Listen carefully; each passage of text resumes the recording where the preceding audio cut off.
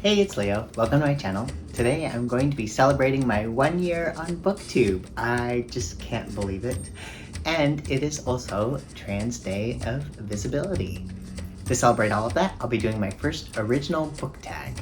I first came out publicly on my blog and Facebook back on September 10th in 2013. I am a trans dude, transitioned from female to male. And at first it was hard and scary and a lot of unknowns. I thought I'd be alone, but I have found so much love and support and community and joy through this process and through the chance to be my full and authentic self. When I wrote my blog post in 2013, I originally wrote, "I am who I am, a child of God, a friend, an activist, an advocate, a goofball, and me. Still me." And that is still true. There are so many twists and turns of my life that I did not anticipate since coming out. So many opportunities that I'm grateful for. I know that my experience is not the same as everyone's, so I don't take any of this for granted, but I'm grateful that I had the chance to write a column for a local queer magazine on faith and transitioning as a trans person. I was able to be ordained as a Lutheran pastor under circus rigging and perform on the trapeze in a sparkly clergy unitard. I've been able to volunteer with some really great organizations, organizing pride events and helping churches learn how to become more welcoming. I've stepped back from that and have been diving headfirst into books and BookTube and have been just so grateful to find this community and all of these great books, great channels. It's just brought me so much joy. My only complaint is that I wish there were 47 hours every day that I could watch all of the amazing content that you all are creating, because you all are so cool. So to celebrate all of this, I'm creating my first original BookTube tag. I'm calling this the hashtag #StandWithTransKids BookTube tag. There are a lot of really loud voices out there in the media and the legislature and in the classroom telling kids they're not worthy of acceptance, that they don't deserve medically necessary treatments or affirming care. Let me just say that's just BS. Trans people are beloved and worthy of dignity and pretty fantastic. We deserve dignity and the chance to live our full and authentic lives. So much of what I listed before of the things that I've been able to accomplish are because of the love and support that I received. It is heartbreaking and infuriating that not everyone in the trans community gets that sort of love and encouragement. And so I wanted to create this tag as a way for people to just put positive support into the media of their love and care for trans kids. And of course, we love trans adults too. In my work in helping churches become inclusive, we would plan these really big events sometimes and worry, would anyone show up, or would it all go according to plan, or how many people would we reach? And my friend and collaborator John would always remind us that it only takes one. We're there just for the one. So in that same vein, I'm creating my first BookTube tag and trying to have it be a piece of advocacy, and nervous, hoping that it'll take off, that it'll flood BookTube with all sorts of love and affirmations. I want to create a playlist of all of the folks who do this tag, and if just one trans kid finds our videos and knows all of these people think that they're just great and amazing, that would be worth it. If you watch my channel, you know that each week I lift up a different nonprofit that's doing good in the world, and I will be doing that this week, but I'm going to be slipping it in later with one of the prompts, so stay tuned. But without further ado, let's get to the prompts. Prompt number 1, tag some fabulous friends who may also want to stand with trans kids. So for this one, I just wanted to tag all of you because I just think there's so many cool people here. I tried to show some restraint, so I've tagged 15. The first one I had to tag was Greg at Supposedly Fun, because I got this shirt after seeing it on his channel. It says Protect Trans Kids, and it's from the Montana Book Company, and it's actually a fundraiser. The proceeds went to the Transgender Law Center. So thank you, Greg at Supposedly Fun, for wearing this shirt and lifting it up on your channel, and I'm excited to do the same. It's very appropriate for this book tag. So you're my first tag on this. I'm also going to tag Say Kevy, Kazan at Always Doing, Camilla at Hasty Books, Margaret Pinard, Beth Ann Bruninga Sokolar, Bob the Bookerer, Scott and Nell at Gunpowder Fiction and Plot, Sean the Book Maniac, Olivia Savannah at Olivia's Catastrophe, Bree at Locked Booktition, Sandy at Ms. Reads a Lot, Jolene at Bookworm Adventure Girl, Rachel's Reading Nook, Annie's Book Nook, and everybody. Also, all of those are really great channels, and if you haven't checked them out, I really recommend them to you, and I hope that you will subscribe to them. Question 2. Tell us about a book on your TBR pile featuring a trans or non-binary character or nonfiction about trans or non-binary stuff. So I have 3 books that are on my TBR pile that I wanted to mention on this video. The first is Craft of Love by E.E. Ottoman. This was recommended by Kazan at Always Doing. And this is a romance love story between a trans man, silversmith, and a seamstress. And it sounds like there's some really great stuff that happens in the book. So I'm intrigued and checked it out from the library and am ready to get to it hopefully in April. Next on my TBR is Ciel by Sophie Labelle. This is a, I think, middle grade high school book that is about several different trans kids as friends and their experiences going to high school and navigating friendship. And one of them is a YouTube creator, and another of the trans characters wants to kind of be more invisible in high school, and then there's a long distance romance.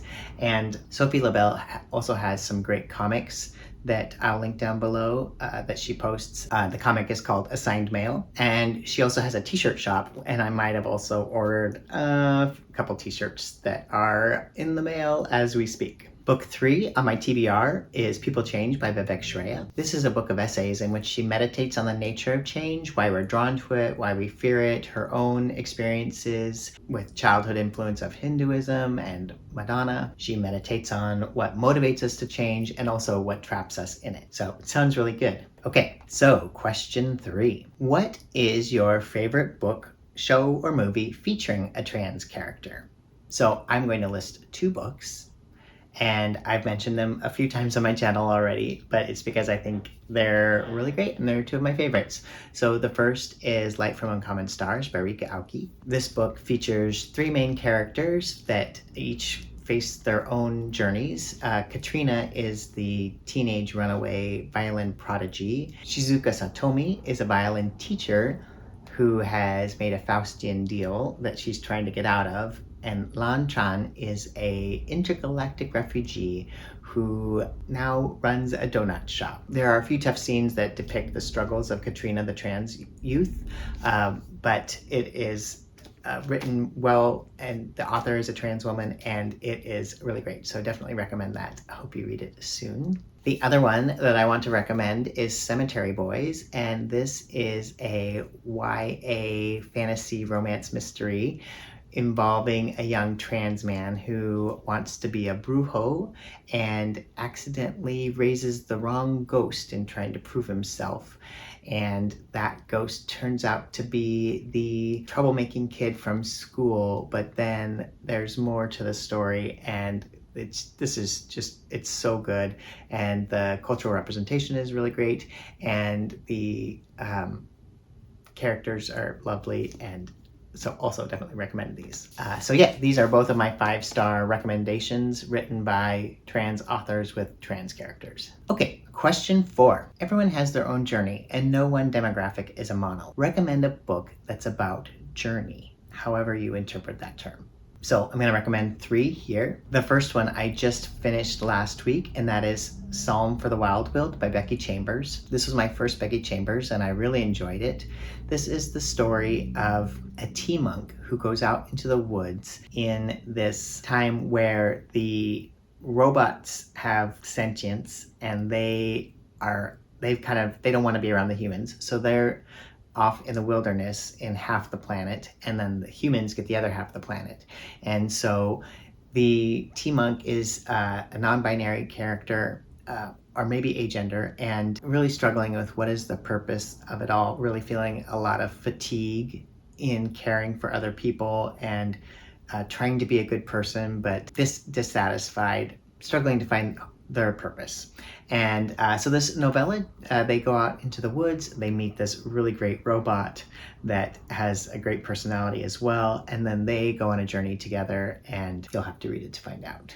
The next book is one that I've recommended on this channel before, and that is The Unexpected Mrs. Polyfax. This is by Dorothy Gilman, and it's book 1 in the Mrs. Polyfax series. And the reason I recommend it is because it is about this woman who's an older woman that is widowed, and her children have moved away, and she also is struggling with finding purpose in her life. She does a lot of volunteering, but that doesn't really feel meaningful. She thinks she's basically just a smile and a body to push around the cart of books or the, whatever. And so her answer to this is to run off and volunteer to become a spy for the CIA. This was first published in 1966, so there's a little bit of datedness to it, but I also included it in my recommendations because I didn't know I was trans until I was 37. I think that's the math. And that sometimes we make changes later in life and that turn out to lead to a whole new wonderful adventure. So that is The Unexpected Mrs. Polyfax by Dorothy Gilman. And then the third book that I couldn't help but recommend was The Lord of the Rings by J.R.R. Tolkien. And I don't know actually if I've read the books I think it's been ages and ages since I read the books. Watched all 3 of the Peter Jackson movies, and watching those movies were actually what really convicted me to start doing more to try to make the world a better place. So watching the end of the world under the One Ring to rule them all, I guess, motivated me to try to work for good here on in our Earth. Question 5. None of us knows everything, even about our own identities, especially since no identity is a monolith and we each have our own journey. What is a book that taught you either something about yourself or about the world around you? And I have 2 for this one. The first is another Vivek Shraya book, I'm Afraid of Men, and this is another short book of essays where she describes her wrestling with masculinity and the concept of what makes a good man and kind of that as a false concept. And this book was really helpful for me in reflecting on my own sense of masculinity as I tried to be a good man, and yet, what does masculinity look like in a healthy way or in a reimagined way? So that would be one of the books that I use for this prompt. The other is Twisted, The Tangled History of Black Hair Culture by Emma Dabiri. And this one, I just learned so much about both hair culture, and I also really appreciated learning about racism throughout history, particularly the different ways that people have policed race and used white supremacy in beauty standards and in culture to cause a lot of harm. But this book is fantastic, and I'm also hoping to get to more of Emma Dabiri's writing in this year soon, hopefully. I was going to try to get to what white people can do next for the March Irish Readathon because she's an Irish writer, but I ran out of time in March. So maybe April. Question 6. When things are hard in the world or in our lives, sometimes there are things we can do to help center and refocus ourselves, to bring us joy, to keep us going, to give us strength, to help us keep living, resisting, and being our authentically amazing selves. What are some things that you do to center yourself or find joy? I'm excited to share these with you. The first is trapeze, and I just have a couple little updated clips that I'll share here. This was me on the trapeze on Tuesday night this week, just noodling around. I also love just being goofy and finding ridiculous things that make me laugh. I have to introduce you to Bo. I'm not sure that you've met Bo yet. One moment. This is Bo, B-O-E. He's my sentient moss ball, was given to me by Molly when I first moved into this place as the most low maintenance pet that she could imagine, and that has turned out to be fairly true, I think.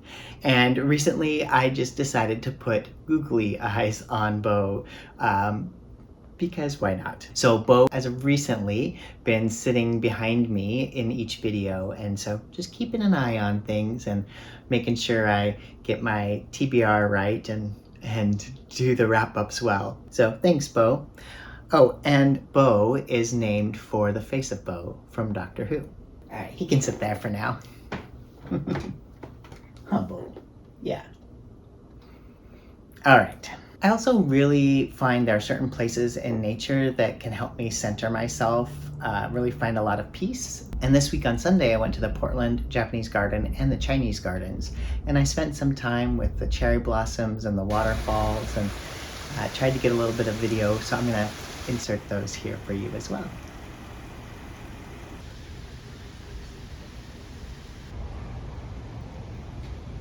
I hope you enjoyed that. Final answer I have for this question is I like to read a good book to escape, to bring me joy, peace, to center myself. Recently, one of those was Mort by Terry Pratchett. So that was a delight. I'll talk about that more in my March wrap up. Okay, question 7. What is your walk-on music or feel good in your body music? Because I think that is also a helpful way for many of us to keep going. I have 3 that I'm going to list. The first is Water Me by Lizzo.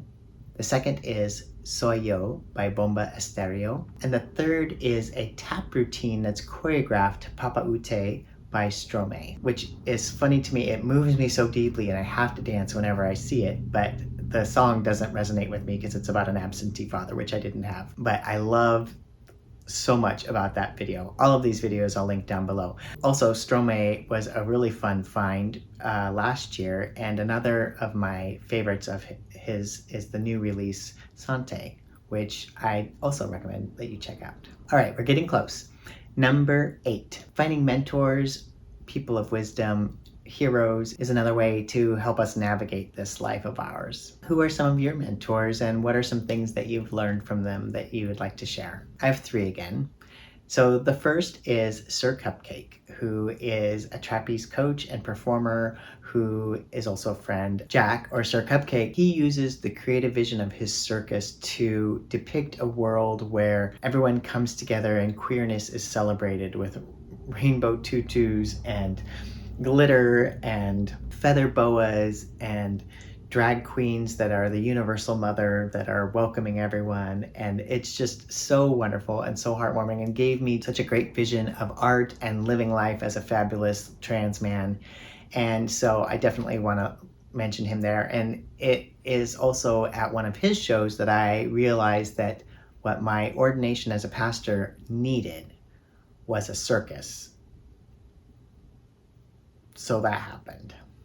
The next on the list is my mentor, Terry Moe, who wrote this amazing book, The Bush Still Burns, and this is about spirituality and community organizing. For those of you who may be interested in that sort of thing, I recommend it. One of the things that we have talked about is the power of hearing people's stories, and how there are thousands of stories to listen to, and to keep listening and to keep being moved by the stories that people share with you. The third person I want to mention is someone who was there when I first was realizing that I might be trans, and he was the coach of our Team Portland AIDS Life Cycle team. And I had never really done any cycling before, but was suddenly signed up for this 545-mile bike ride from San Francisco to LA to raise money for the San Francisco AIDS Foundation.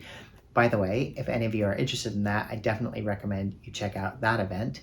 And it was really difficult for me, especially at the beginning when I, didn't have any experience. And David just kept encouraging me and just reminding me to keep pedaling and keep going and to face my fears, and that probably there would be a drag queen cheering me on at the top of the hill. So, which there was at the event, of course. Okay, question 9, almost there.